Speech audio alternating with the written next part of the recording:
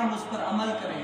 اللہ تعالیٰ نے پہلے قرآن کریم میں فرما دیا کہ سم بکم عمی فهم لا یرجعون. یہ آیت کسی لیے کفار کے لیے نازل ہے.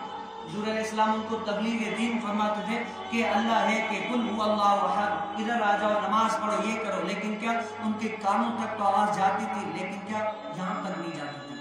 اللہ تعالیٰ نے کیا فرما دیا اے محبوب سم بکم عمی فهم لا یرجعون. یہ بہرے گونگے اندھے آپ کی بات نہیں سمجھیں گے.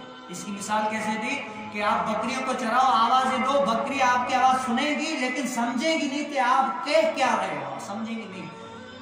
یہ مفتی صاحب کیا فرماتے ہیں کہ یہ آج مثال لوگوں کے ہمارے مسلمانوں کے لیے ہو گئی ہے. سب کو پتہ ہے کہ دین کیا کہتا ہے لیکن کیا اس پر دھیان نہیں کرتے، اس پر عمل نہیں کرتے. اپنے محبوب علیہ السلام سے محبت. اللہ تعالیٰ مجھے بھی اچھا کرے، اللہ تعالیٰ مجھے بھی اچھا کرے کہ میں جو ہے نا اچھا بن جاؤں. کیا پتا یہ جو ہے نا اچھا نہ ہونا یہ میرے پرکاروں کی وجہ سے، گناہوں کی وجہ سے. اللہ تعالیٰ ہمیں اچھا کرے اور اچھا بن کر کسی کو بنے. بس ہماری زندگی کا جو مقصد ہے نا وہ مقصد کیا ہے کہ اس دنیا میں رہ کر حضور علیہ السلام کو راضی کر کے جانا اور پھر جو ہے اس دنیا سے جانا.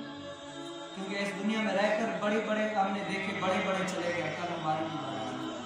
لیکن کہ اس دنیا میں رہ کر ایسا کام کریں جو رب تعالیٰ ہم سے راضی ہو. اس دنیا میں رہ کر ایسا کام کریں جو رب تعالیٰ راضی ہو جائے. نمازیں پڑھیں، سب کچھ پڑھیں، کیا کریں اپنے رب تعالیٰ کے بارگاہ میں.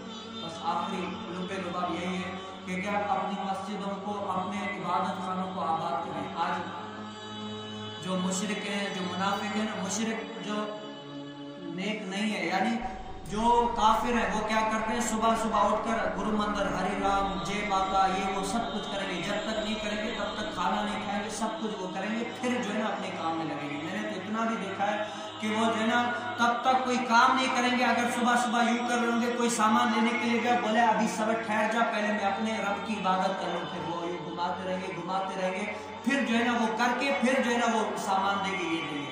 لیکن اور منافق جو ہے نا کیا کریں گے، ادھر کی بات ادھر، ادھر کی بات ادھر، منہ میں اور دل میں اور سب کچھ. وہ بھی جو ہے نا اپنے کام میں یعنی ایک لحاظ سے سچائی کر رہا ہے. لیکن کیا مسلمان جس کو سونے جیسا دین ملا، وہ اپنے رب تعالیٰ کے آگے آنے سے جو ہے قاصر ہے. وہ اپنے رب تعالیٰ کے آگے آنے سے قاصر ہے. وہ اپنے دین میں جو ہے نا مخلص نہیں ہے جس طرح ہونا چاہیے. تو کیا کریں، ہر کوئی اپنے شعبے کے ساتھ مخلص ہے. مسلمان وہ ہے جس کو دیکھ کر یہ کہنے لگے کہ یار یہ وہ ہے جو محمد عربی کا غلام ہے، جس سے آپ کو کچھ نہ کچھ فائدہ ملے یا آپ کسی سے فائدہ لو.